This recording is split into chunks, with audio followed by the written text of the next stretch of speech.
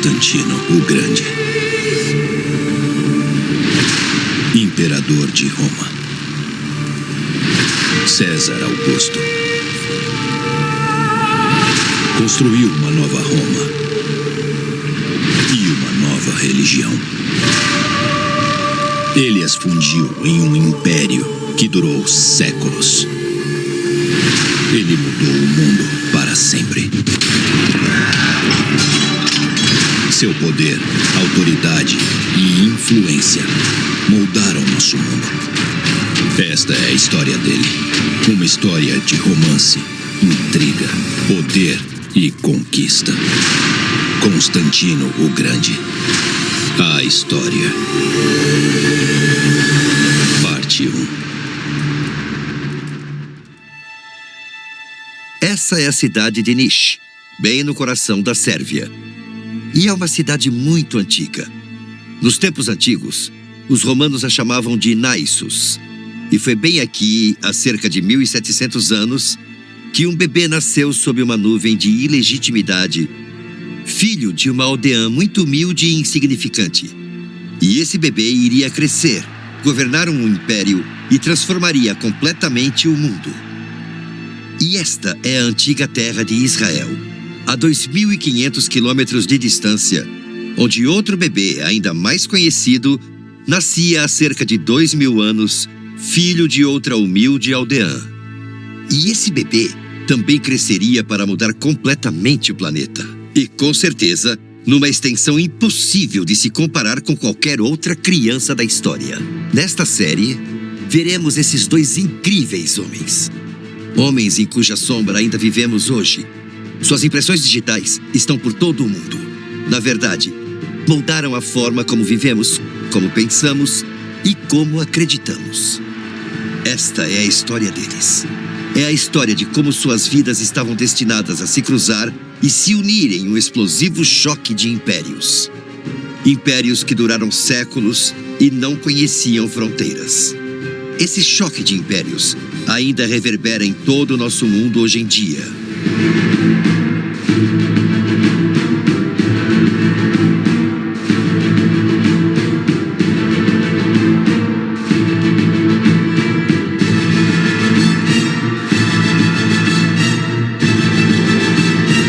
Grandes mudanças. A ascensão de dois impérios. Vamos começar com o primeiro desses homens poderosos. Você já deve ter ouvido o nome dele, embora não saiba muito sobre a importância dele. Seu nome era Constantino. Constantino o Grande. No ano 271 d.C., um tribuno militar romano cansado, Flávio Constâncio, liderava seus homens de volta da batalha contra os Sármatas, uma grande confederação de antigos persas que vinha avançando lentamente para o oeste durante séculos. Os Sármatas, com a ajuda de tribos germânicas como os godos, começaram a invadir o território romano, coisa que o Império Romano não podia permitir. Constâncio foi um grande comandante romano e derrotou o inimigo de forma decisiva. E no seu regresso, ele pegou uma rota que o levou a Naissus, atual Niš, uma das cidades mais antigas dos Balcãs. Muitas vezes chamada de Porta do Oriente e do Ocidente, por estar localizada no cruzamento de estradas importantes que ligam a Europa ao Oriente Médio e à Ásia. Era uma ligação entre o Oriente e o Ocidente. E era um local ideal para descansar, pelo menos por uma noite. Naquela época, quando Constâncio parou para descansar, ela já era um local próspero com várias casas, construções e, principalmente, uma estalagem. E essa estalagem se tornou muito importante para a nossa história. Na época, os soldados podiam passar a noite em um campo próximo à aldeia. Mas um oficial importante como Constâncio, não. Ah, não. Ele pegou um quarto naquela estalagem local, provavelmente a melhor da cidade. Lá, ele podia comer, ter uma boa noite de sono e fazer uma coisa que os soldados às vezes procuravam quando estavam na cidade: ter companhia durante a noite. Segundo a história, Constâncio pediu ao dono da estalagem que lhe encontrasse uma companheira para a noite. Bom, Isso pode não ter sido um pedido incomum, mas a forma como o dono da estalagem respondeu foi muito incomum. O dono da estalagem deve ter ficado extremamente impressionado com o tribuno Flávio Constâncio e acabou fazendo o impensável. Ele mandou buscar sua filha virgem de 16 anos. O nome dela era Helena. Mais tarde, naquela noite, enquanto dormia, Constâncio sentiu-se culpado pelo que havia feito. Os pesadelos dele naquela noite o fizeram temer ter ofendido os deuses por causa do que tinha feito com a jovem Helena. E bem cedo na manhã seguinte, ele rapidamente fez as malas e não perdeu tempo em deixar a cidade junto com seus homens. Mas antes de partir, como que para fazer as pazes, ele deu ao dono da estalagem sua capa roxa de oficial, que tinha uma fivela com suas iniciais. E disse a ele para manter a filha segura e que se ela tivesse um filho, era para ele proteger a criança como se fosse filho dele. Então, Constâncio virou-se e partiu, provavelmente achando que nunca mais veria a jovem. Mas o que Constantino não sabia era que Helena, de 16 anos, ficara mesmo grávida. No tempo devido, ela deu à luz um filho a quem chamou de Constantino, que significa pequeno Constâncio. No entanto, o pai não tinha ideia da existência do pequeno Constâncio. E também não sabemos se o menino sabia quem era o pai dele. Enquanto Constantino, o menino camponês, crescia na pacata Naissus, a vida de seu pai começava a melhorar. Constâncio, com 33 anos de idade, foi chamado pelo imperador romano Caro e informado de que ele seria nomeado governador da Dalmácia, região localizada na atual Croácia. Essa foi uma grande promoção para Constâncio, porque a Dalmácia era um importante território romano. Através dela, o império controlava o fluxo comercial entre o Oriente e o Ocidente. Sendo governador da região, ele poderia enriquecer facilmente. Isso significava que Constâncio estava progredindo e avançando. Poderia ter sido assim para Helena e Constantino, uma mãe camponesa e seu filho. Pessoas como eles não tinham acesso à elite da sociedade romana, como Constâncio. Havia um vasto abismo social entre eles que não podia ser superado. Mas quando Constantino tinha 9 anos, aconteceu uma coisa que mudou o curso da história. Foi um acaso, ou talvez não. Um grupo da cavalaria romana parou para passar a noite naquela mesma estalagem em Naissus. E pela manhã, quando chegaram ao celeiro, encontraram o jovem Constantino brincando com os cavalos. Eles ficaram tão bravos com aquele camponês insolente que começaram a espancá-lo. A mãe dele, já com seus 20 anos, ouviu a confusão, saiu correndo da casa e entrou no celeiro, gritando para os soldados: "Parem com isso! Vocês não sabem quem ele é? Ele é filho do governador!" Os soldados olharam para ela confusos e começaram a rir. Como o filho daquela camponesa poderia ser do governador romano?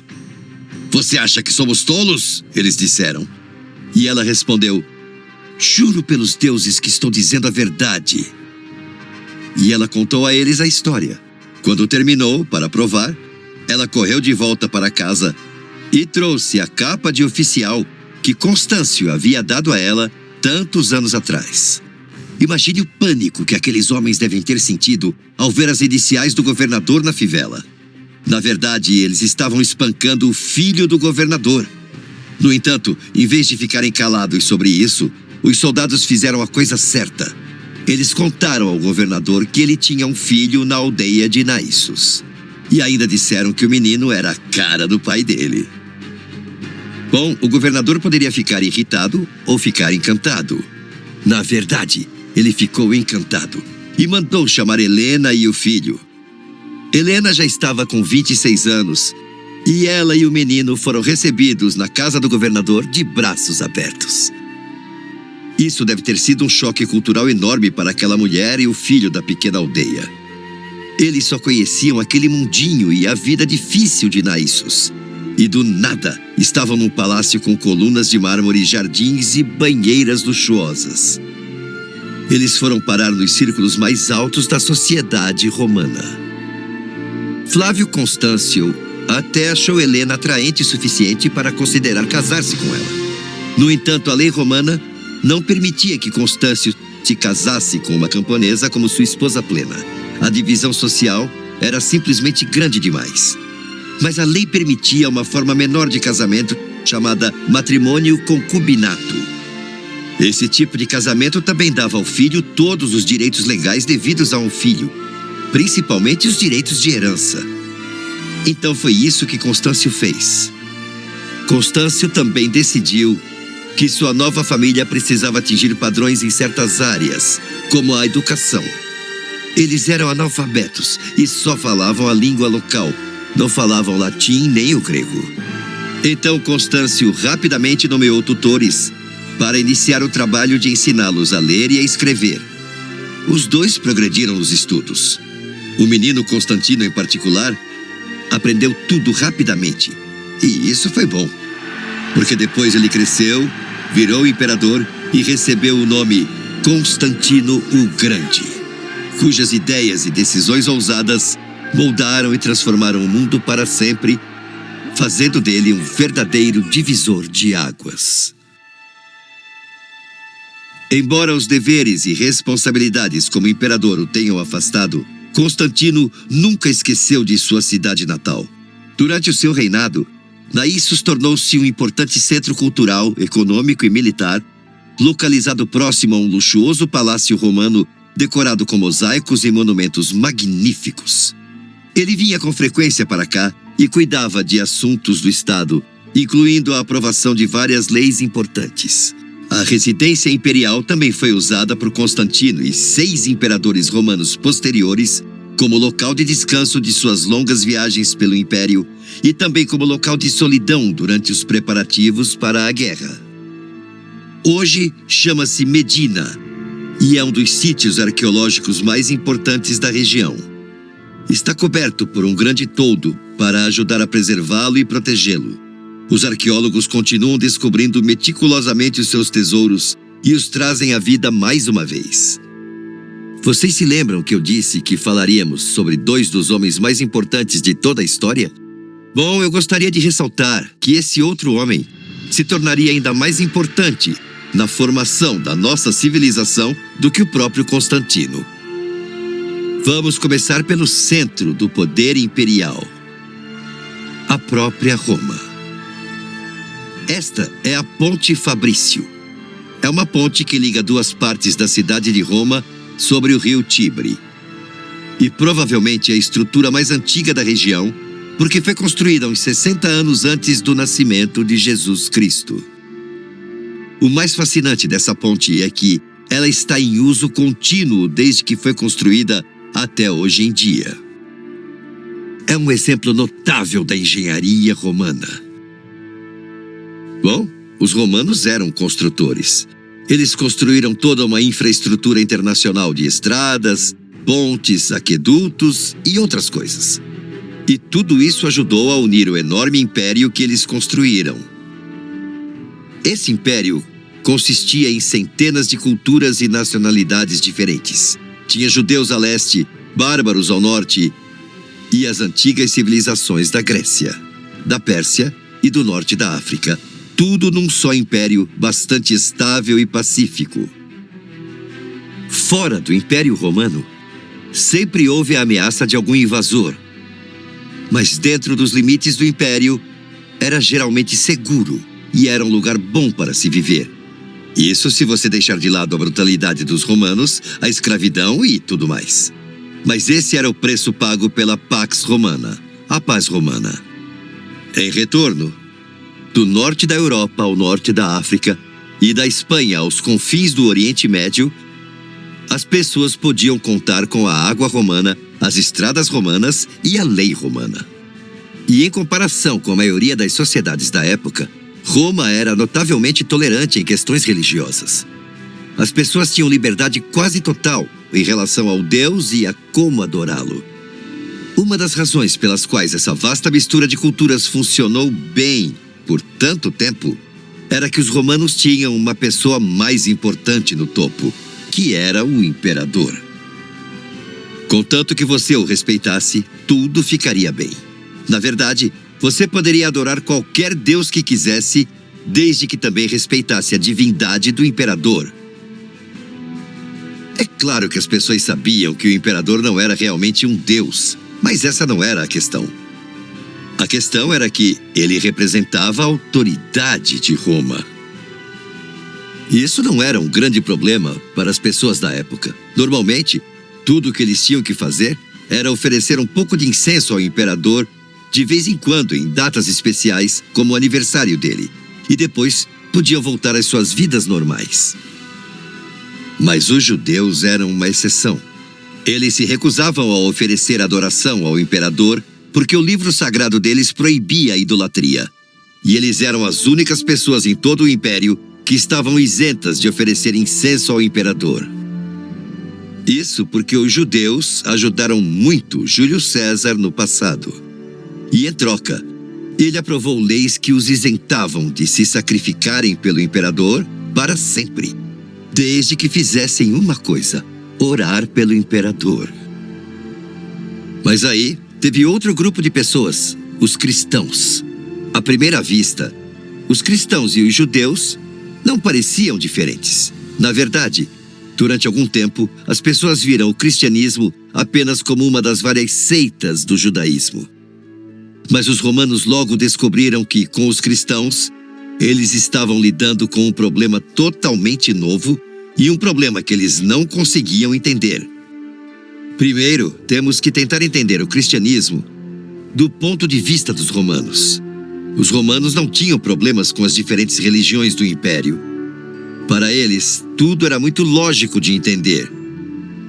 Cada raça ou país tinha sua própria religião. Os romanos tinham sua religião nacional, os egípcios, os gregos também tinham. Então, eles entendiam que os judeus tinham sua própria religião. Todas essas eram religiões legítimas porque eram crenças antigas que pertenciam a uma cultura específica. Era tudo claro e fácil de entender. A palavra que os romanos deram a essas religiões legítimas foi religio. E essa palavra soa familiar, porque é daí que vem a nossa palavra religião. Mas o cristianismo era muito diferente. Ele tinha acabado de entrar em cena, aparentemente do nada, no começo do primeiro século.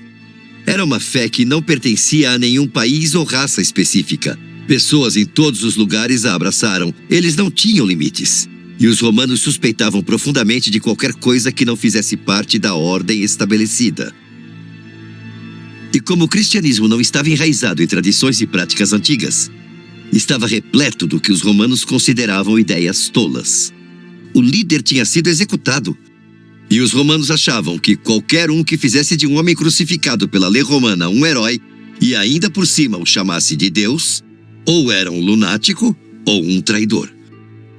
Mas os cristãos não pararam por aí.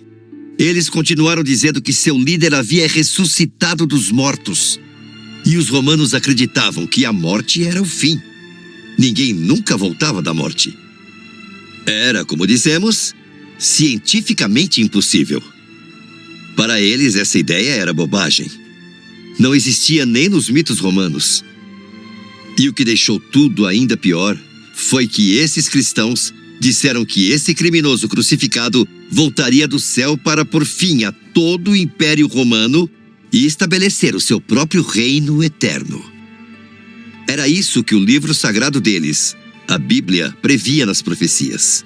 Previa a ascensão e a queda de muitos impérios, incluindo Roma. Veja como o profeta Daniel descreveu isso em Daniel, capítulo 7, versículo 14. E foi-lhe dado o domínio e a glória e o reino, para que todos os povos, nações e línguas o servissem. O seu domínio é um domínio eterno, que não acabará. E o seu reino nunca será destruído. E aí, é claro, surgiu o Pai Nosso, que os cristãos aprenderam a orar regularmente. Vejamos o que diz em Mateus capítulo 6, versículos 9 ao 13. Pai nosso que estás nos céus, santificado seja o vosso nome. Venha a nós o vosso reino, seja feita a vossa vontade, porque vosso é o reino, e o poder, e a glória para sempre. Amém. Para a mente romana, esse tipo de ideia era vista como uma coisa altamente traiçoeira contra o Império. Afinal, o Império Romano deveria durar para sempre.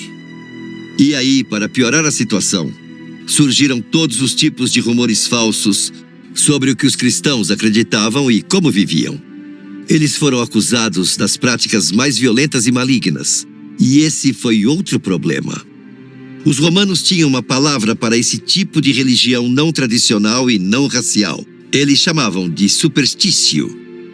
E se isso te parece familiar, é porque é daí que vem a nossa palavra atual, superstição. Para os romanos, o cristianismo não era digno de ser classificado como uma religião. Eram apenas um monte de superstições malucas. Afinal de contas, eles diziam que essa nova fé tinha sido iniciada por algum professor judeu incivilizado e sem instrução, vindo dos confins da Palestina. Para os romanos, isso era ridículo por si só. Então, os romanos consideravam o cristianismo rebelde, traiçoeiro contra o império e muito prejudicial à estrutura moral da sociedade. Esse foi um choque de impérios. Um choque entre Roma e o cristianismo.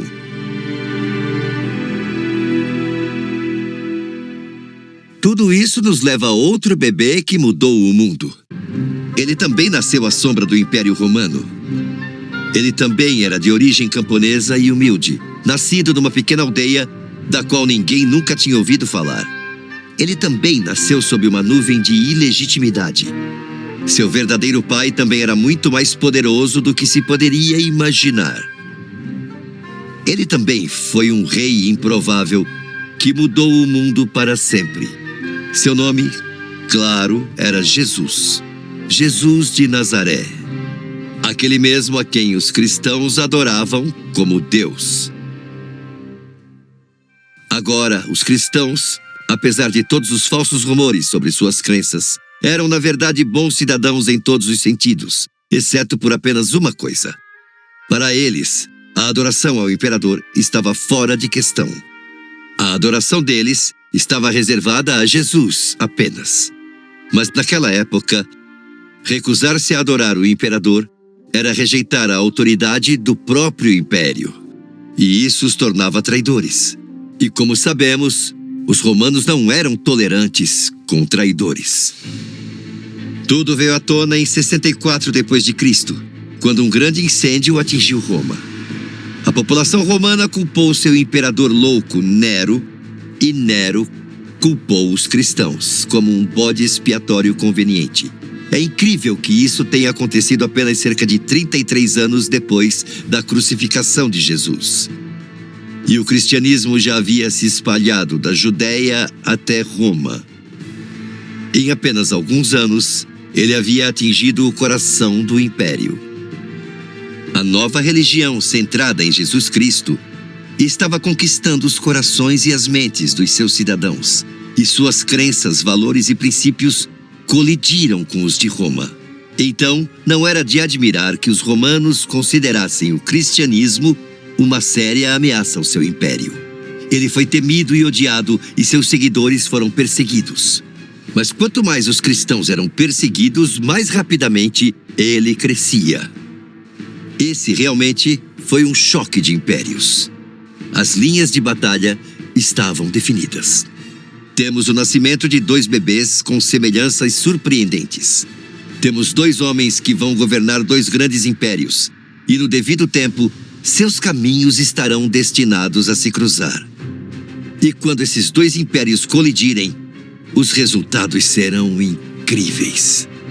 Eles terão um impacto que determinará os moldes da nossa civilização e a forma como agimos e pensamos.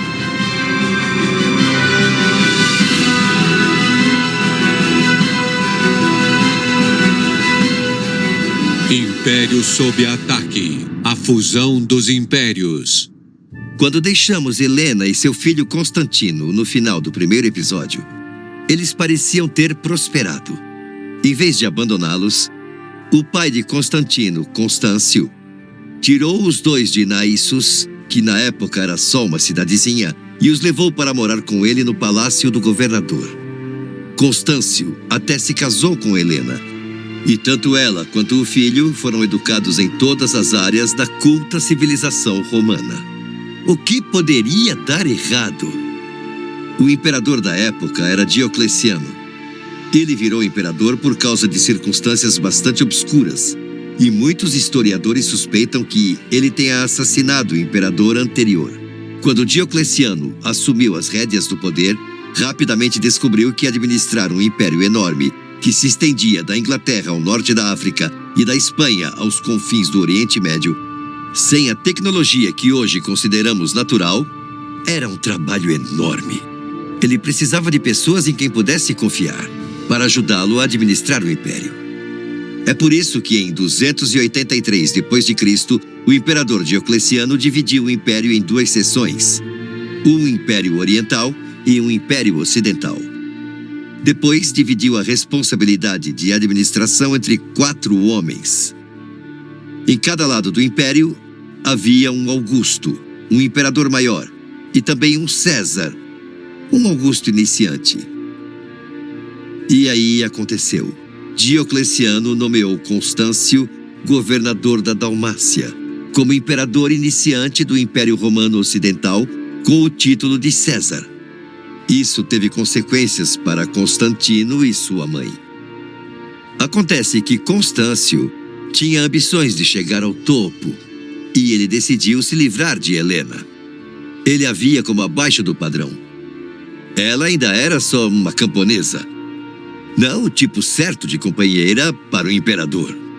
Então ele se divorciou de Helena e passou a ter uma esposa mais apropriada, Teodora, que tinha ligações políticas poderosas. Ela era filha de um imperador maior, Maximiano, e era uma mulher 26 anos mais nova do que Constâncio. Embora ele tenha feito isso por razões políticas muito boas, dá para imaginar o impacto que teve sobre Helena, quando ela soube que seria substituída por uma mulher mais jovem que tinha sangue nobre romano. Muitos historiadores acreditam que foi nesse momento que Helena buscou conforto fora das tradições de Roma e abraçou a fé cristã. As consequências disso foram surpreendentes. Um membro de uma das famílias mais importantes do Império agora pertencia a uma seita que o Império odiava com paixão. Naquela época, era crime ser cristão. Eles enfrentaram severa perseguição nas mãos dos romanos. Os cristãos adoravam a Deus e não ao imperador, e por isso eram vistos como uma ameaça ao império e enfrentavam tortura, prisão e morte. Milhares foram massacrados, e essa foi a fé que a mãe de Constantino adotou. Agora vamos voltar a Constantino. É bastante compreensível que Constantino tenha guardado rancor pelo resto da vida, pelo jeito como sua mãe foi tratada quando foi rejeitada por seu pai, Constâncio. Já adulto, Constantino recebeu a patente de centurião e foi mandado para o leste para trabalhar para o imperador, que estava sempre viajando, cuidando da administração do império e inspecionando suas defesas. Esses 12 anos que passou com o imperador Diocleciano devem ter sido formativos. Ele aprendeu a administrar um império vendo o que Diocleciano fazia. E Diocleciano não era uma pessoa muito agradável.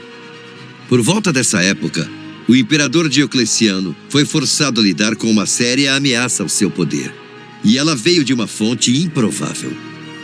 Veio de uma seita religiosa chamada Maniqueus, que tinha uma base de poder no Egito. Esse grupo foi fundado por um persa chamado Manes. Manes se autodenominava apóstolo de Cristo, embora promovesse crenças que iam em desacordo com o cristianismo, como a reencarnação. No entanto, Manes pegou emprestadas muitas coisas do cristianismo, bem como de outras religiões como o budismo, o zoroastrismo e o hinduísmo. Os romanos geralmente não ligavam para as crenças das pessoas, desde que elas não fizessem o que os maniqueístas fizeram no Egito. Eles organizaram uma revolta militar. E, naquele momento, as crenças religiosas deles subitamente viraram um grande problema. Diocleciano reprimiu brutalmente a rebelião no Egito, enviando literalmente os maniqueístas para as minas de sal. E Constantino estava lá ao lado de seu imperador. Os romanos não conseguiam diferenciar os cristãos dos maniqueístas. Eles não viam diferença. E o imperador iniciante de Diocleciano no Oriente, César Galério, odiava muito os cristãos. Então ele começou a pressionar Diocleciano para que ele fizesse algo em relação aos cristãos desagradáveis que estavam abalando o império. Mais ou menos na mesma época, o filósofo pagão Porfírio começou a publicar um texto contra a fé cristã. Ele era um homem muito culto e seus ataques foram tão fortes que os cristãos continuaram a se defender deles muito depois de sua morte. E no fim, Diocleciano decidiu que precisava fazer alguma coisa em relação aos cristãos. Mas sabia que perseguir os cristãos no passado não tinha funcionado. Quanto mais eles eram mortos, mais cresciam em número. Então ele decidiu começar aplicando penalidades civis. A primeira coisa que o imperador fez foi demitir todos os cristãos do exército e depois todos os cristãos que trabalhavam no palácio. No entanto, quando isso não pareceu ter nenhum impacto, Diocleciano emitiu um decreto contra os cristãos a ser aplicado em todo o império, incluindo o do Ocidente. Eles não tinham mais o direito de adorar, as igrejas deles seriam demolidas e suas escrituras queimadas publicamente. Os cristãos tiveram seus direitos negados, e para que qualquer um pudesse atacá-los e roubá-los e sair impune, eles foram considerados não pessoas. Poucos meses depois, os líderes da igreja foram presos e informados de que se não oferecessem sacrifícios ao imperador como todos os outros, seriam condenados à morte. Então o decreto foi afixado em locais públicos. Naquele mesmo dia, um cristão chamado Eurius perdeu a paciência, rasgou o decreto e pisou em cima. Ele foi preso na hora e levado para julgamento. Quando o juiz disse a ele qual seria a pena provável, Eurius respondeu: "Se vocês me matarem, não me darão a morte, mas a vida eterna. Tenho pena de vocês." O juiz respondeu: "Você é um idiota, mas a lei não isenta os idiotas da punição justa. Leve-o embora, torture-o e depois queime-o na fogueira." Os guardas levaram Eurius, torturaram ele a noite toda e quando o sol nasceu, eles o amarraram a uma estaca e o deixaram queimar. Foi relatado que ele aceitou a morte com admirável paciência e em paz. O que o imperador Diocleciano queria era que os cristãos recuperassem o juízo, segundo ele, e oferecessem sacrifícios aos deuses. Mas eles nunca fizeram isso. Eles se recusaram. Eurius foi a primeira vítima da infame perseguição de Diocleciano, mas não foi a última. Foram muitas. Em abril de 304 d.C., o simples fato de ser cristão era motivo de pena de morte. E era um crime mortal ser cristão. Porém, na prática, a perseguição aos cristãos não foi universal ou uniforme em todo o império. A situação era muito pior no Oriente porque Galério odiava o cristianismo. Na verdade, no oeste do império, nem sempre foi tão ruim. Era onde Constâncio era o César, o segundo em comando. Isso nos leva de volta a Constâncio e Helena. Porque depois que Constâncio se divorciou de Helena e se casou com Teodora, eles tiveram uma filha a quem deram o nome de Anastácia. E isso é importante, porque esse é um nome cristão que significa ressurreição. Embora divorciada, Helena ainda fazia parte da residência imperial.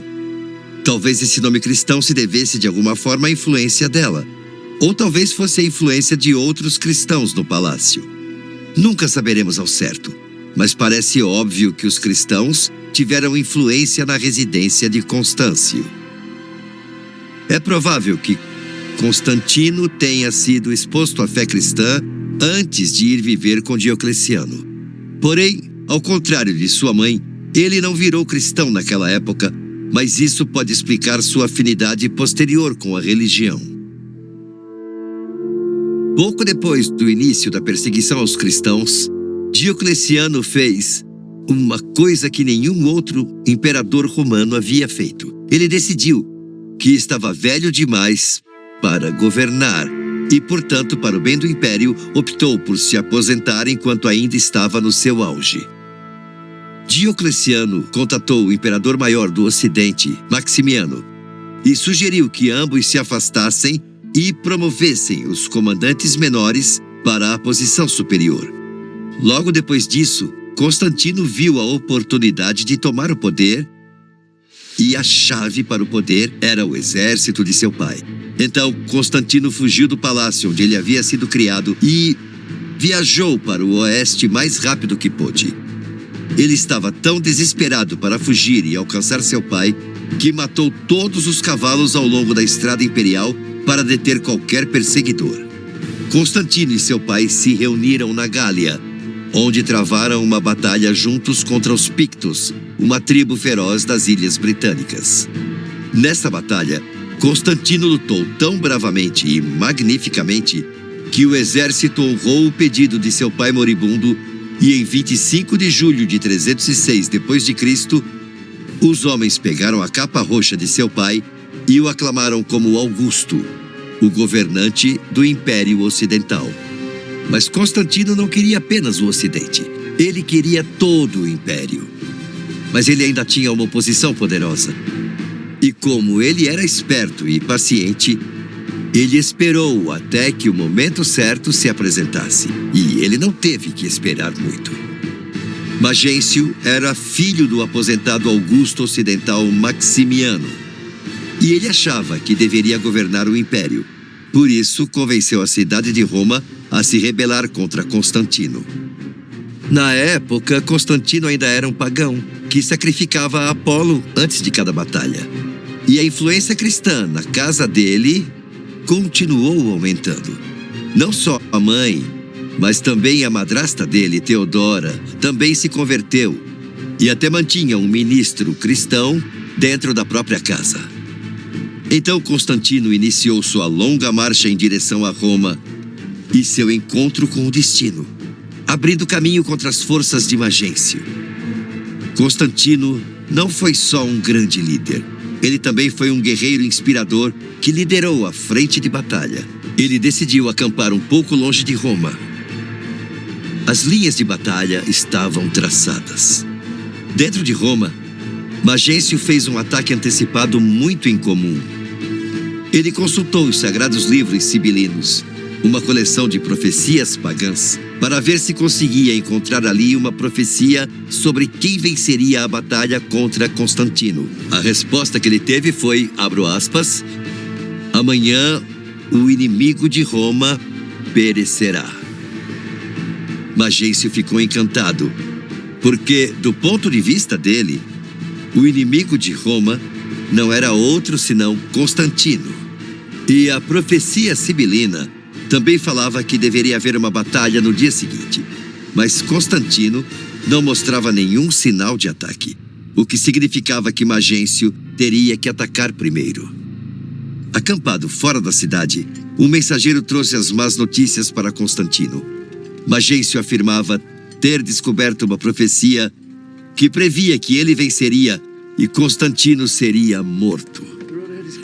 Os romanos eram muito supersticiosos e Constantino viu o ânimo dos seus homens desmoronar à medida que a notícia se espalhava por todo o seu exército. Constantino sabia que precisava criar seu próprio presságio para fortalecer o ânimo de seus homens antes da batalha iminente. E foi então que um dos episódios mais famosos da história mundial se desenrolou de repente. E foi nesse momento que as histórias de Jesus e Constantino começaram a se fundir. A mensagem de Jesus Cristo estava se espalhando pelo mundo, e havia alcançado o coração do império, a própria Roma. Conquistou até mesmo a lealdade de membros da própria família de Constantino, seu círculo íntimo. E aí, enquanto enfrentava o seu maior desafio na cidade de Roma, e desesperado por poderes sobrenaturais para protegê-lo do perigo e trazer a vitória, Constantino estendeu a mão e abraçou o cristianismo e o império de Jesus Cristo. Foi um choque de culturas, crenças e fés, mas Constantino acabou se dedicando e se alinhando com o cristianismo. E sob sua bandeira, Constantino criou seu próprio talismã, o Shi-Ho. E o Shi-Ho era, na verdade, duas letras gregas misturadas. A letra Shi, que se parece com a nossa letra X, mas na verdade é um CH, e a letra Rho, que se parece com a nossa letra P, mas é a letra R. É amplamente reconhecido como um símbolo cristão por ser uma sobreposição das duas primeiras letras do nome de Cristo em grego, Shi e Rho. Constantino disse aos seus homens que tinha visto o símbolo num sonho e que o exército tinha que colocá-lo nos seus escudos porque era uma garantia de que venceriam. Há uma lenda, da qual não existem evidências, de que enquanto o pessoal ainda estava na Gália, a caminho de Roma, Constantino e todo o exército viram uma cruz de luz sobreposta ao sol. Junto a ela, em grego, estavam as palavras: "Neste sinal você vencerá". E assim, através de Constantino, os dois impérios se colidiram e se fundiram. Roma e o cristianismo estavam entrelaçados e interligados. Mas teve uma estranha reviravolta nessa fusão. Tinha mais coisa por trás. Porque sempre que a política e a religião se unem, existe um perigo muito real de que a verdade sofra e seja comprometida. E isso ficou evidente nessa nova fusão desde o começo. Na verdade, esse foi um dos maiores segredos da história. Vejam, o Shi-Ho não era um símbolo novo.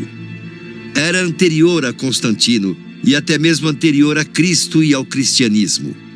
O Shi-Ho era comumente usado pelos pagãos e significava boa sorte. Originalmente era um símbolo pagão, mas foi adotado por Constantino, dando uma conotação cristã. Mas pelo menos o seu exército avançou com um bom presságio, um sinal de que os deuses os ajudariam a libertar a cidade de Roma de Magêncio. Muitos estudiosos dizem que a conversão de Constantino foi mais uma conveniência e superstição do que um despertar religioso genuíno. O que aconteceu em seguida foi a famosa Batalha da Ponte Milvia. No começo da manhã, o exército de Magêncio lançou um ataque surpresa contra Constantino pela Ponte Milvia, perto de Roma. Magêncio tinha certeza de que venceria. Ele tinha mais homens do que o exército de Constantino e tinha a profecia sibilina ao lado dele. O que poderia dar errado? Mas Constantino estava preparado. O contra-ataque dele foi mortalmente rápido e feroz. Ele atacou o exército de Magêncio antes que eles pudessem voltar pela ponte para um local seguro. No meio da batalha, Magêncio foi empurrado de seu cavalo e caiu da ponte dentro da água. Por causa da armadura pesada, ele não teve chance. Seu corpo coberto de lama foi encontrado nos juncos na manhã seguinte. A batalha foi brutal e durou o dia todo até o meio da tarde. No final, Magêncio morreu, seu exército foi massacrado e Constantino saiu vitorioso.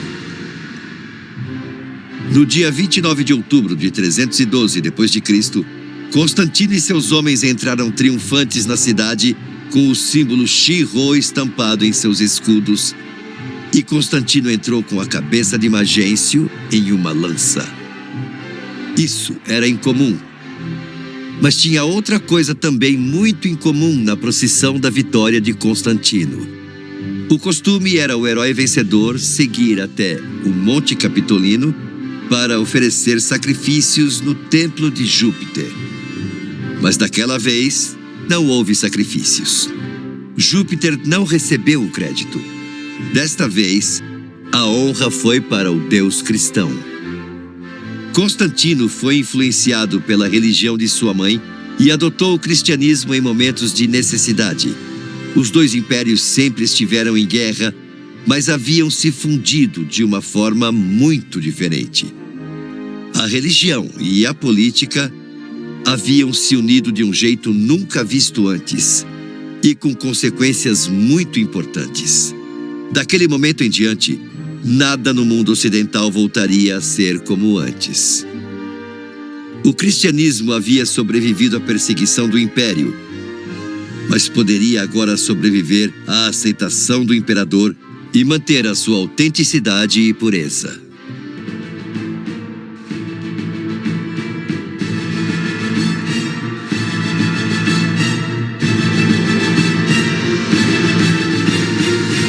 O Império Traído.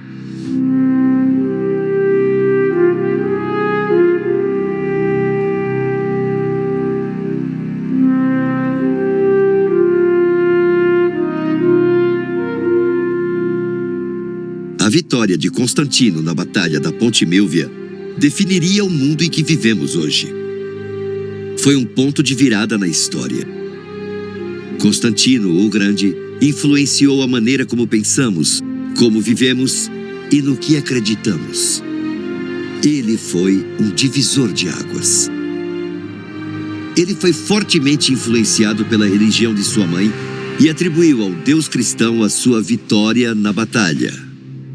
Em troca, Constantino tirou o cristianismo das sombras e fez dele a principal religião do Império Romano.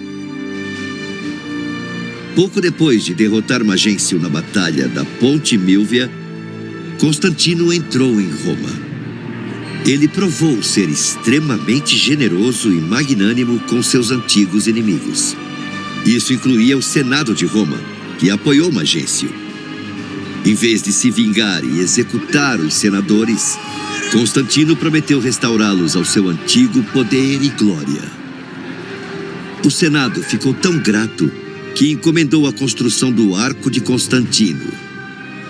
Esse monumento magnífico que pode ser visitado até hoje no coração de Roma. Aquele dia, quando Constantino entrou vitorioso em Roma, foi o dia em que os caminhos de Jesus e Constantino finalmente se encontraram de forma decisiva. Foi um choque de impérios. Roma e o cristianismo. Foi um choque de culturas, crenças e fés. Mas houve uma reviravolta estranha desse choque de impérios.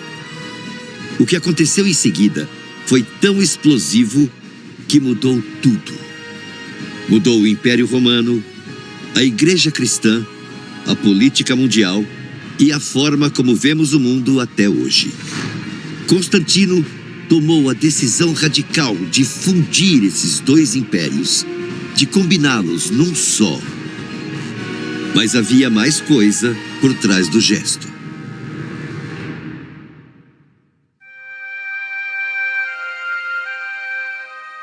Sob o comando de Constantino, a religião cristã mudou porque o príncipe da paz tinha virado o deus romano da guerra. Jesus deixou de ser o deus dos excluídos e perseguidos para se tornar o deus do Império Romano. Com Constantino, os cristãos não eram mais um grupo marginal. Em vez disso, estavam no coração do próprio império. O Édito de Milão de Constantino, em 313 d.C., deu aos cristãos liberdade religiosa e direitos iguais em todo o império. Ele nomeou cristãos para altos cargos e deu aos sacerdotes cristãos os mesmos privilégios que os pagãos tinham. Os cristãos receberam a chave do poder imperial. Constantino rapidamente conquistou o resto do império e reuniu todas as terras de Roma sob uma única bandeira. Ele se tornou o único governante, o homem mais poderoso da terra. Embora Constantino se mostrasse um bom imperador, a consequência mais importante de sua vitória foi religiosa. Constantino sabia que teria que encontrar um jeito de manter o vasto império unido. Um jeito de alcançar a harmonia. E foi o cristianismo. Constantino admirava a força cristã, o comprometimento e a resistência. Ele também ficou impressionado com a união deles. Ele viu como eles permaneceram unidos contra a perseguição. Eles pareciam tão perfeitamente unidos, tão perfeitamente de acordo, que nada poderia fazê-los cair. E era isso que ele queria para o seu império. Ele rapidamente percebeu que se pudesse usar o cristianismo para criar uma população que fosse tão dedicada ao império como os cristãos eram a Cristo, isso selaria e asseguraria a sua autoridade. A estratégia dele era clara e simples. Constantino tentaria manter o império unido, juntando os pagãos e os cristãos em um grande sistema religioso.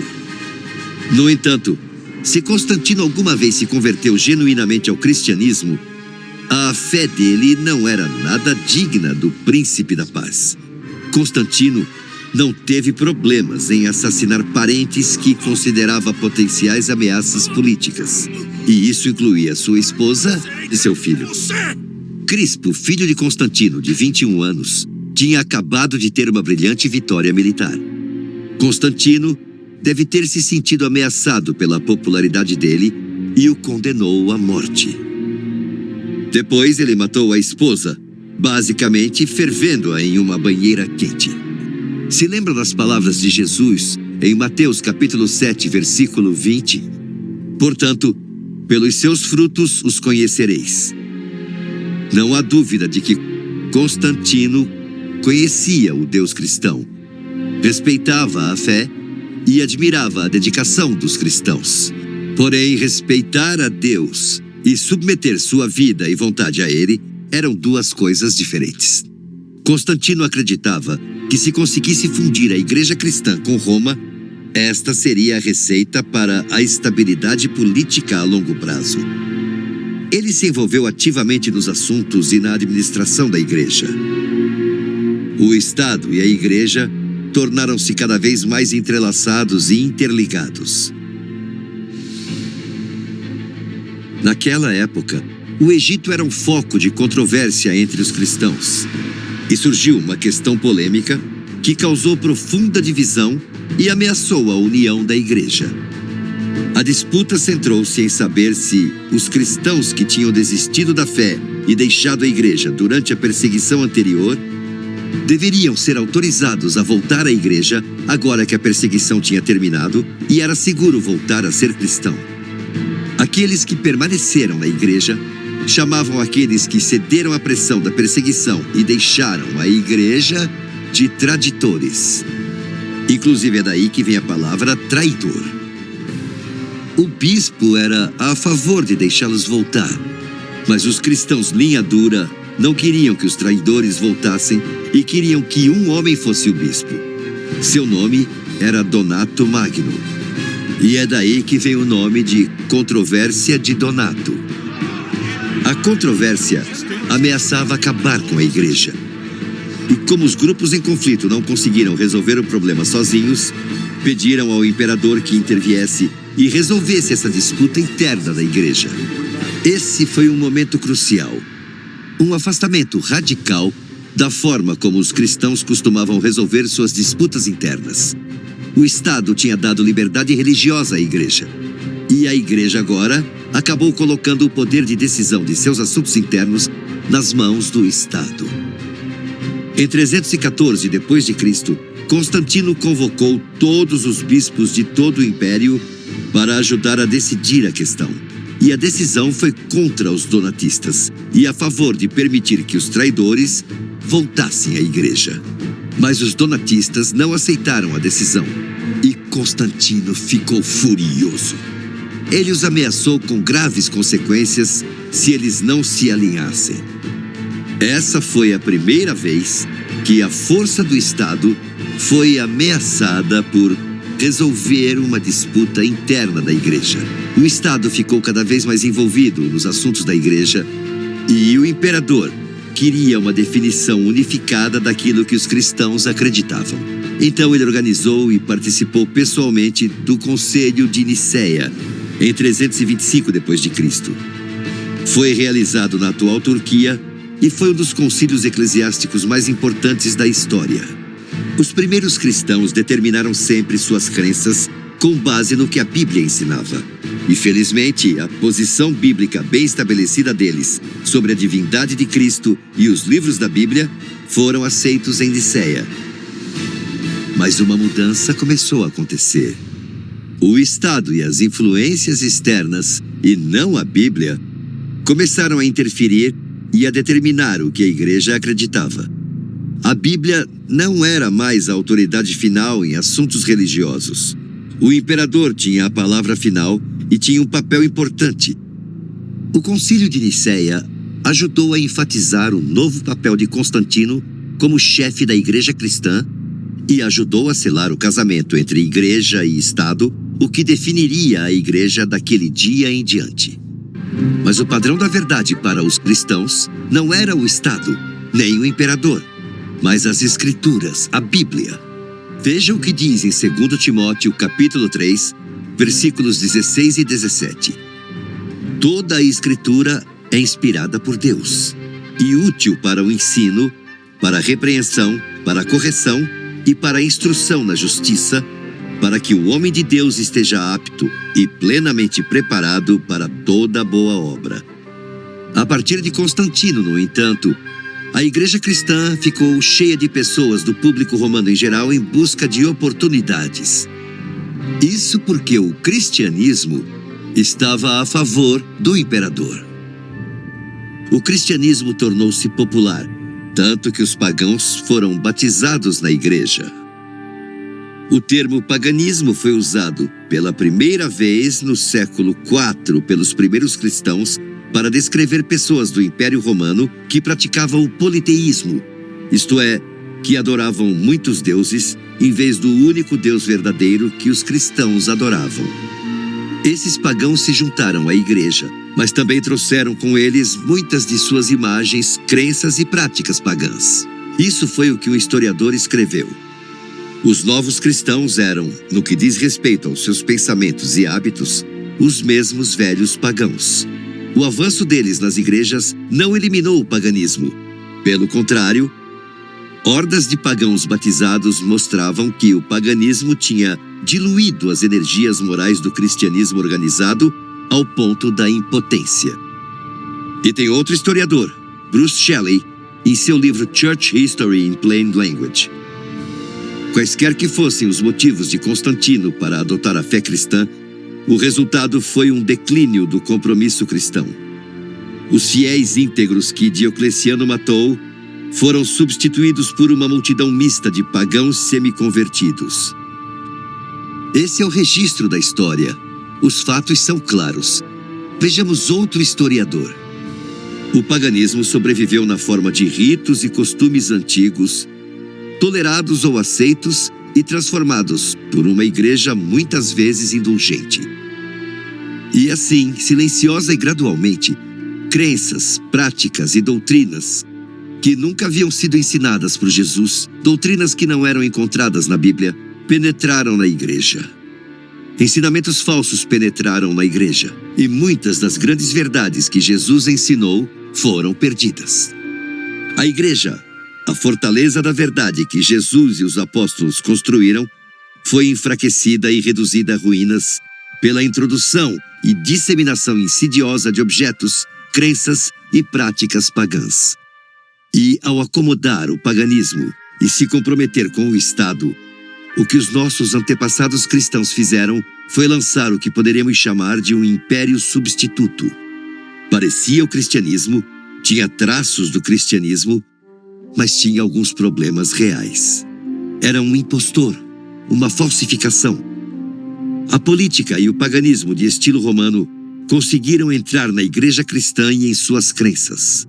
Com o passar dos anos, a igreja passou a se preocupar menos com o cumprimento da palavra de Deus na esperança do retorno de Cristo e mais com os governos mundanos. Com o imperador romano à frente da igreja, os cristãos começaram a lidar com certos assuntos da forma que Constantino lidava. Eles começaram a usar a coerção e a força em vez da persuasão. A perseguição e matança de outros cristãos por parte dos cristãos, usando a força aprovada pelo Estado, começou na época de Constantino. Mas não foi isso que Jesus ensinou. Em vez disso, ele diz em Mateus capítulo 22, versículo 21: Dai, portanto, a César o que é de César, e a Deus o que é de Deus. Mas com Constantino, os cristãos começaram a confundir os limites entre o que pertencia a Deus e o que pertencia a César. Constantino estava disposto a sacrificar os ensinamentos da Bíblia a fim de facilitar o máximo possível a entrada de pagãos na igreja. Isso inclui a entrada de muitos dos dias santos pagãos para o cristianismo, a fim de tornar mais fácil a conversão dos pagãos. É por isso que muitas datas sagradas do calendário cristão tiveram suas origens no paganismo. Constantino apenas pegou os dias sagrados pagãos e deu a eles um nome diferente, mas manteve suas tradições e símbolos pagãos. Em 321 d.C., Constantino até aprovou uma lei proibindo o trabalho no domingo. A lei dizia: no venerável dia do sol, que descansem os magistrados e as pessoas que residem nas cidades e que todas as oficinas fiquem fechadas. Quando Constantino aprovou essa lei, embora fosse influenciado pelo cristianismo, ele não havia abandonado o paganismo. Provavelmente foi por isso que ele se referiu ao primeiro dia da semana como o venerável dia do sol. O primeiro dia da semana era dedicado ao deus Sol pelos antigos romanos. É o dia que chamamos de domingo atualmente. O que Constantino fez foi cristianizá-lo e depois usar a força do Estado para torná-lo obrigatório. Vejam como os historiadores registraram isso. A igreja fez do domingo um dia sagrado, em grande parte por ser o festival semanal do Sol, e era uma política cristã definitiva assumir o controle das festas pagãs queridas pelo povo pela tradição e dar a elas um significado cristão. 4 anos depois, em Nicéia, Constantino fez o mesmo com a Páscoa, que era originalmente uma festa pagã milhares de anos anterior a Cristo e que era associada ao renascimento e à fertilidade, usando coelhos e ovos como símbolos.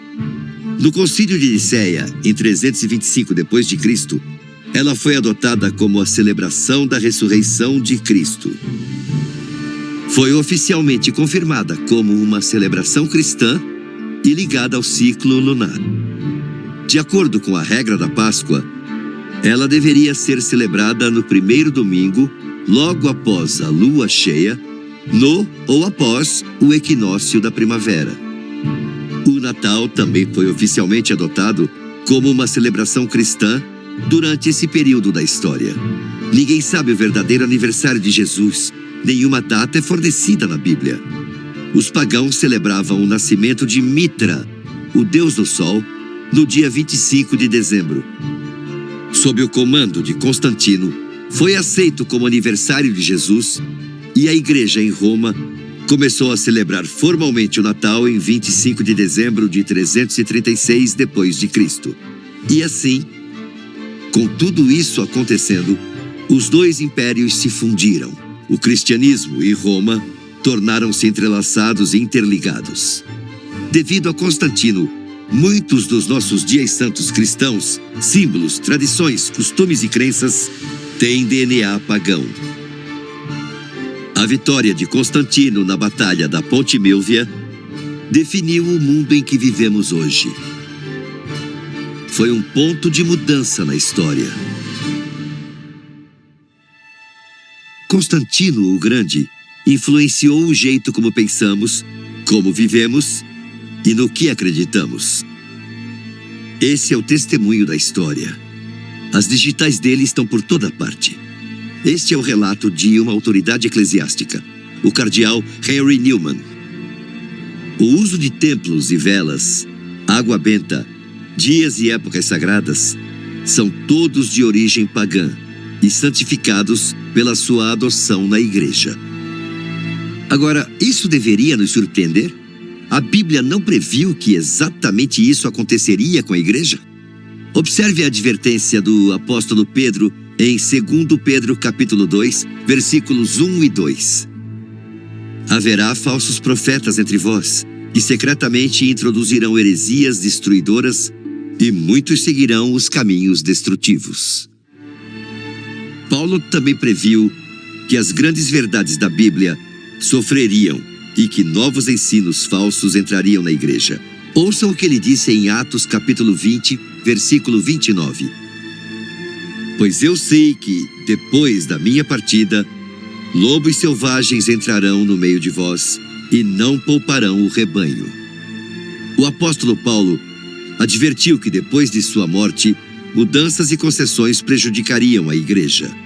E foi exatamente isso que aconteceu, exatamente como a Bíblia previu. Mas havia cristãos no Império que atenderam ao aviso da Bíblia. Eles rejeitaram as mudanças e o paganismo introduzidos por Constantino e por outros. Eles decidiram permanecer fiéis à Bíblia e a seus ensinamentos. Eles permaneceram fiéis a Jesus. Existiram dois impérios, o de César e o de Cristo. Aqueles primeiros cristãos fiéis tomaram sua decisão. Eles decidiram a qual império eles pertenceriam. Está descrito no livro bíblico de Daniel, capítulo 2, versículo 44. Na época desses reis, o Deus dos céus estabelecerá um reino que jamais será destruído e que nunca será dominado por nenhum outro povo. Ele destruirá e consumirá todos os reinos, mas ele mesmo subsistirá para sempre. Aqueles primeiros cristãos lembraram-se da promessa de Jesus encontrada em Lucas capítulo 12, versículo 32. Não temais, pequeno rebanho, pois foi do agrado do Pai dar a vocês o reino. O Império contra-ataca. Por incrível que pareça, grande parte da história do mundo foi moldada dentro das fronteiras do pequeno país de Israel. Essa terra tem um grande significado para judeus, cristãos e muçulmanos, e é chamada por muitos de Terra Santa. Foi aqui que Salomão construiu seu templo, Jesus Cristo nasceu, viveu e morreu, e Maomé subiu aos céus. O judaísmo, o cristianismo e o islamismo, as três grandes religiões monoteístas, têm Jerusalém como sua cidade santa. É a cidade mais sagrada do mundo e a mais importante na história da Bíblia. Ela tem um significado especial para os cristãos, porque foi lá que Jesus foi julgado, crucificado, sepultado e ressuscitou. Com tamanha importância, não é de surpreender que Jerusalém tenha desempenhado um papel importante no estabelecimento do Império falsificado. Vejam o que aconteceu.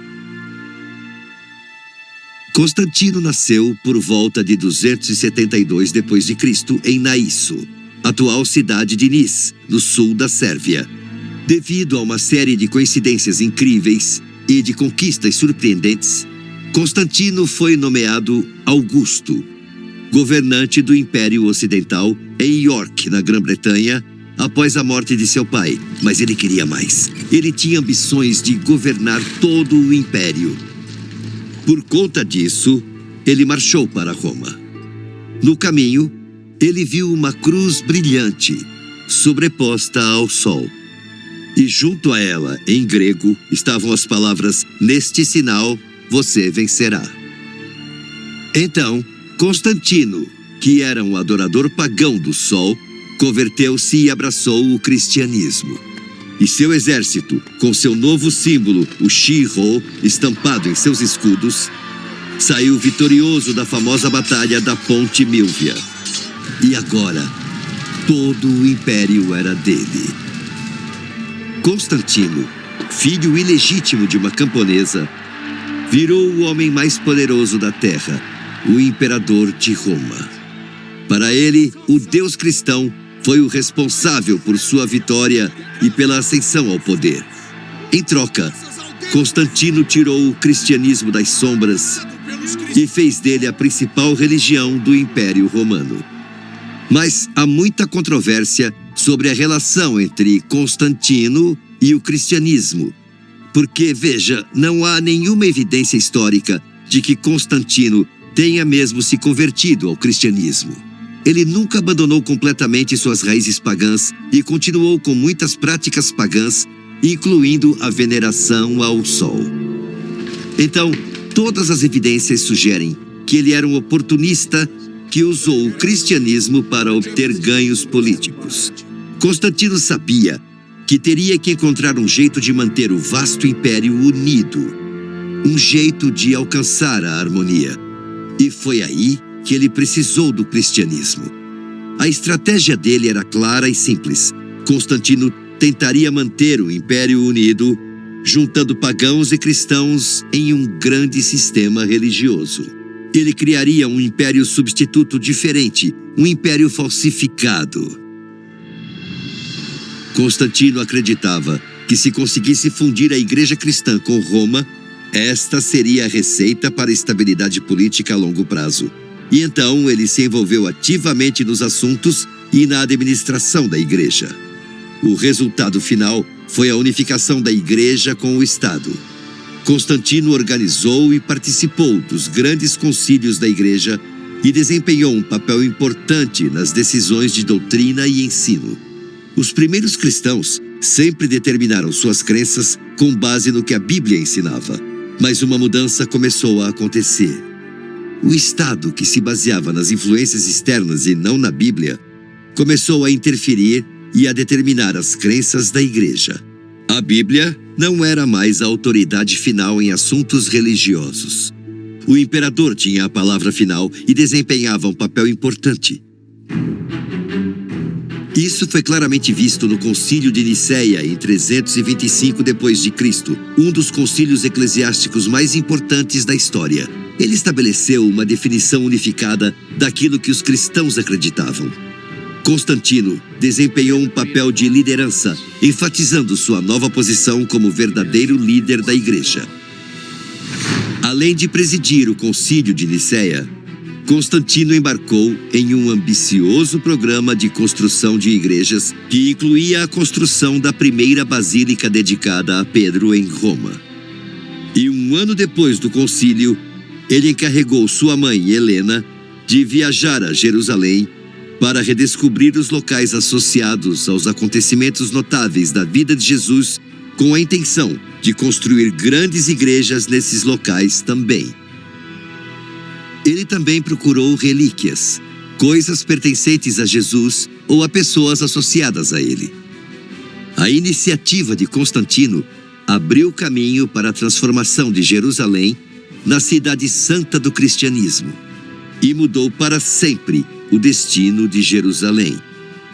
Embora sua mãe, Helena, tenha chegado a Jerusalém cerca de 300 anos depois da época de Jesus, período durante o qual a cidade foi totalmente destruída em pelo menos 2 ocasiões, ela afirmou ter localizado os lugares exatos associados a eventos importantes na vida de Jesus. Ela teria encontrado o local onde Jesus nasceu, o campo onde o pastor viu o anjo, o local onde ficava a carpintaria de José, o local onde Jesus foi batizado, o local perto da Galileia, onde aconteceu o milagre dos peixes e dos pães, o local onde Jesus estava quando proferia o sermão da montanha. Ela viu o local onde Jesus transformou água em vinho, o local onde Judas traiu Jesus com um beijo, o verdadeiro caminho que Jesus percorreu para a crucificação, a Via Dolorosa. Ela descobriu onde ele foi crucificado, sepultado e ressuscitou, e onde ele subiu aos céus. Ela afirmou ter encontrado tudo. Mas não foi só isso. Ela achou mais. Ela supostamente encontrou os itens que foram usados por Jesus e associados à crucificação dele. Ela afirmou ter encontrado a verdadeira cruz, a placa da cruz, os pregos da crucificação, a coroa de espinhos, o túmulo de Jesus, a esponja, a lança e as roupas funerárias. E outras relíquias, como os ossos e pertences dos apóstolos, e de pessoas associadas a Jesus. Essas chamadas descobertas aqui em Jerusalém e na Terra Santa provocaram uma mudança radical no cristianismo e na igreja. Até então, ninguém havia se concentrado nos locais da terra natal de Jesus e onde ele possivelmente teria andado e trabalhado. Mas aí, tudo mudou.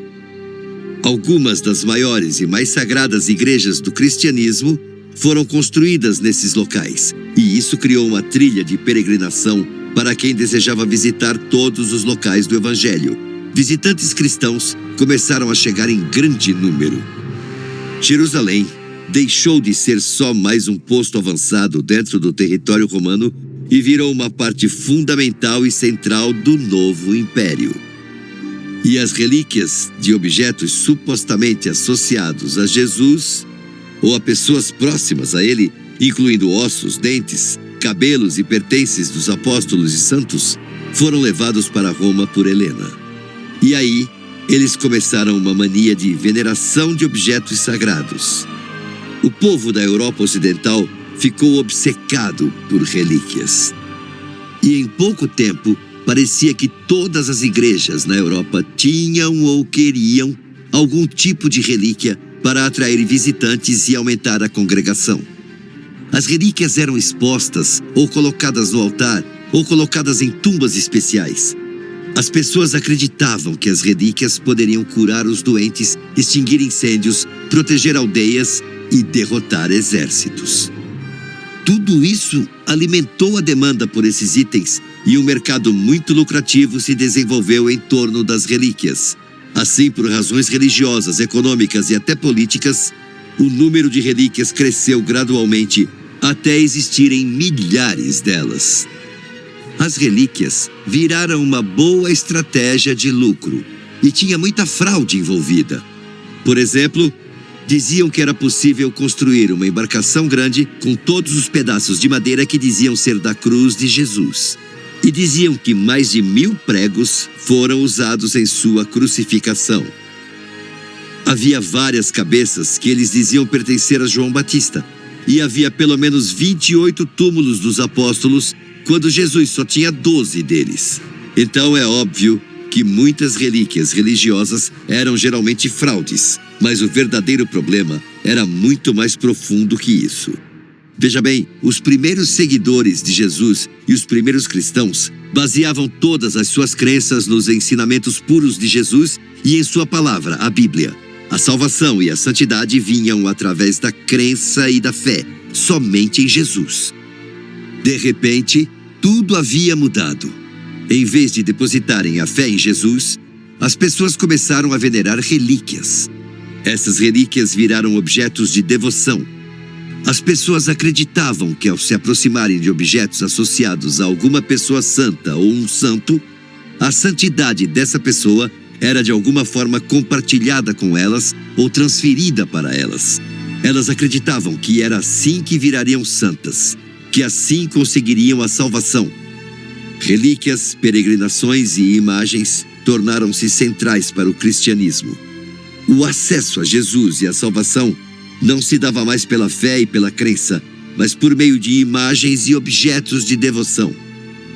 E assim, o conceito de relíquias, de coisas sagradas, enfraqueceu sutilmente a mensagem central do cristianismo, a mensagem de Jesus e da Bíblia.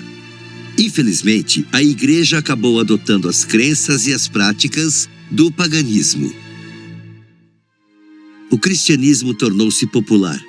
Tanto é verdade que os pagãos foram batizados na igreja. E esses pagãos se uniram à igreja. Mas eles também trouxeram junto muitas de suas imagens, objetos, crenças e práticas pagãs. A reverência às relíquias, a veneração dos santos, o uso de templos e velas, água benta, dias e épocas sagradas, tudo isso era de origem pagã. E muitas práticas foram aceitas pela igreja durante o século IV. Na época de Constantino. Ele mudou radicalmente a igreja e suas crenças. Além de Cristo e dos escritores da Bíblia, ninguém exerceu mais influência na igreja cristã do que Constantino. Ele foi um divisor de águas. Na verdade, a marca dele permanece até hoje e está profundamente enraizada na estrutura e funcionamento de grande parte do cristianismo. Ouça o que um historiador escreveu. O paganismo sobreviveu na forma de ritos e costumes antigos, tolerados ou aceitos, e transformados por uma igreja muitas vezes indulgente. O paganismo passou como sangue materno para a nova religião. A igreja, a fortaleza da verdade que Jesus e os apóstolos construíram, foi enfraquecida e alterada pela introdução e disseminação insidiosa de relíquias, objetos, crenças e práticas pagãs. O cristianismo foi corrompido. E ao aceitar o paganismo e comprometer-se com o Estado, o que nossos antepassados cristãos fizeram foi lançar o que poderíamos chamar de um substituto, um império falsificado. Parecia o cristianismo, tinha traços do cristianismo, mas tinha alguns problemas reais. Era um impostor, um império falsificado. Porém, o império, o verdadeiro império, contra-atacou. Não com espadas, lanças e escudos, mas com a palavra, o caminho, a verdade e a vida. E Deus não foi apanhado de surpresa ou despreparado. Deus lançou o contra-ataque final baseado em Jesus Cristo e em sua palavra. Sim, Deus tinha um plano, uma estratégia. Ele manteria a chama da verdade viva através de seguidores fiéis, testemunhas que não aceitavam os falsos ensinamentos e as práticas pagãs que tinham se infiltrado na igreja. Eles permaneceram fiéis aos ensinamentos puros de Jesus e à sua palavra, a Bíblia. Grupos como os valdenses, que viviam no alto dos vales de Piemonte, no norte da Itália, bem próximo aos Olmos Espetaculares, conseguiram uma tradução da Bíblia e ficaram com a verdade bíblica em sua forma mais pura. Eles rejeitaram os impostores, o império falsificado e sua forma corrompida de cristianismo. Eles permaneceram fiéis à Bíblia e mantiveram vivos os ensinamentos puros de Jesus e dos apóstolos. Eles ensinaram aos jovens as grandes verdades da Bíblia e os treinaram para servir a Deus. Esses jovens desceram então para as aldeias e cidades da Itália e de outros lugares. Eles explicaram que Deus era um Deus de amor e misericórdia que aceitava as pessoas com base na sua fé, na sua crença nele. E eles espalharam essa mensagem poderosa da palavra de Deus. Porque Deus amou tanto o mundo que deu o seu Filho unigênito para que todo o que nele crer não pereça, mas tenha vida eterna. É assim que somos salvos, somente crendo em Jesus. Então o império, o verdadeiro império, contra-atacou. Através de seus seguidores que foram fiéis a Deus e à sua palavra, o império de Cristo, respondeu. Deus, em sua misericórdia, enviou mensageiros para reformar a igreja. Praticamente todos esses grandes reformadores vieram de dentro do sistema estabelecido. A maioria deles era de sacerdotes, e eles queriam muito que a igreja se reformasse e corrigisse os abusos e o paganismo que haviam surgido. Um dos primeiros e mais influentes desses homens foi John Wycliffe, muitas vezes chamado de Estrela da Manhã da Reforma. Ele foi um padre inglês e o principal filósofo do século XIV, que passou a maior parte de sua carreira como estudioso e professor na Universidade de Oxford. Ele começou a estudar a Bíblia a fundo enquanto se preparava para suas aulas e descobriu que a igreja estava ensinando doutrinas e práticas que ele não encontrava em nenhum lugar da Bíblia. Isso o perturbou muito. Wycliffe começou a pregar contra os falsos ensinamentos da igreja e também contra a sua corrupção e abusos. Isso resultou em um choque de impérios. Isso colocou a igreja contra ele. Ele foi banido de seu posto em Oxford e enviado como pastor para a igreja em Lutterworth. Lá, ele assumiu a tarefa monumental de traduzir toda a Bíblia para o inglês, para que as pessoas comuns pudessem ter acesso à palavra de Deus. Mas o choque de impérios se alastrou. Wycliffe foi condenado pela igreja da época e morreu de derrame cerebral em 1384. Mas esse não foi o fim de sua mensagem e influência. Estudantes da Boêmia que estudaram com Wycliffe em Oxford levaram seus escritos e ensinamentos para Praga, onde influenciaram Jan Hus, um jovem sacerdote e professor da Universidade de Praga.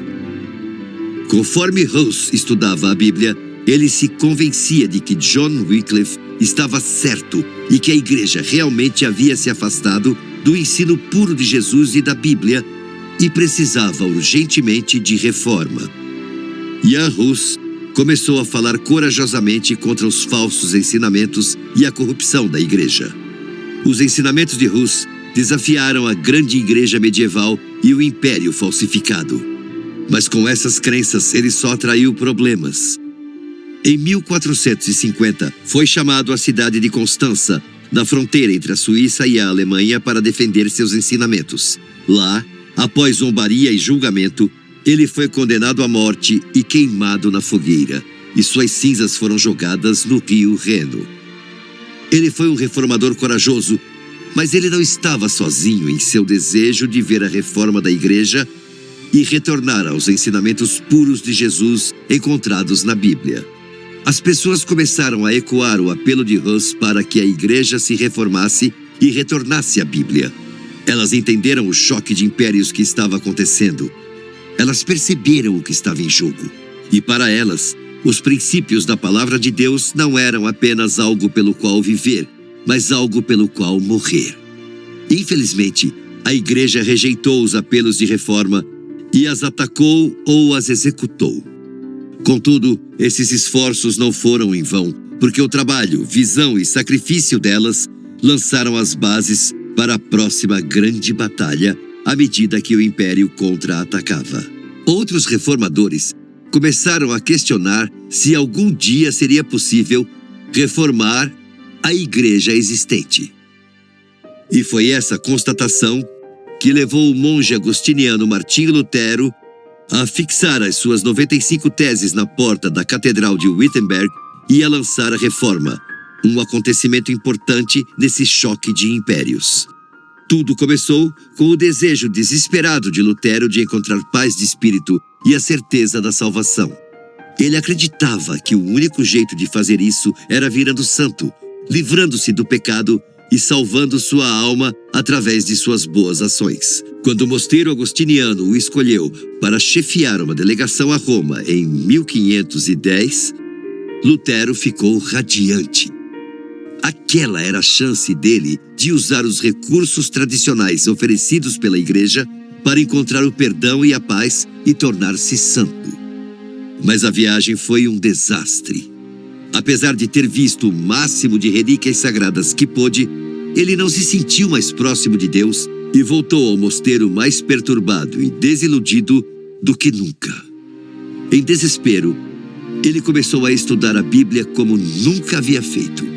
Para a surpresa dele, ao estudar a palavra de Deus, ele não encontrou nenhum ensinamento sobre venerar relíquias ou tornar-se santo, sobre como obter a aceitação de Deus ou sobre comprar perdão. Ao estudar o livro bíblico de Romanos, ele fez uma descoberta que traria paz para sempre ao seu coração atribulado. O justo viverá pela fé. Lutero finalmente compreendeu a verdade de que a salvação vem pela fé, pela crença em Jesus Cristo. Ele entendeu que relíquias, lugares e objetos sagrados não faziam nada pela sua salvação. O Deus cristão é um Deus de amor e misericórdia que aceita as pessoas tal como elas são, com base na sua fé nele. Lutero expôs vigorosamente a verdade bíblica de que a salvação era gratuita, não havia nada que pudesse ser feito para ganhá-la. A salvação era um presente. Lutero mal podia acreditar nessa boa notícia. Apesar dos erros que cometeu em sua vida, apesar de sua culpa, ele poderia ser creditado com santidade, porque Jesus, que realmente é santo, sofreu o seu castigo na cruz. Então as pessoas podiam ser perdoadas de graça, perdoadas pelo Senhor Jesus Cristo. Essa mensagem bíblica, o Evangelho, foi um grande golpe do Império de Deus e logo se espalhou por toda a Europa, pela América, pela Austrália e Nova Zelândia e por todo o mundo. Essas boas novas, o Evangelho, mudaram a vida das pessoas e trouxeram paz interior, felicidade e vida eterna a elas. Isso fez muita diferença e virou a principal diferença entre os dois impérios. Na verdade, ainda é o principal motivo de batalha entre os dois impérios. Pois é, a batalha não acabou. O choque de impérios continua. Existem dois impérios concorrentes no nosso mundo. O Império de Deus, baseado em Jesus e em sua palavra, e o falsificado, baseado na tradição. Ambos estão competindo por nossa lealdade. A escolha é sua.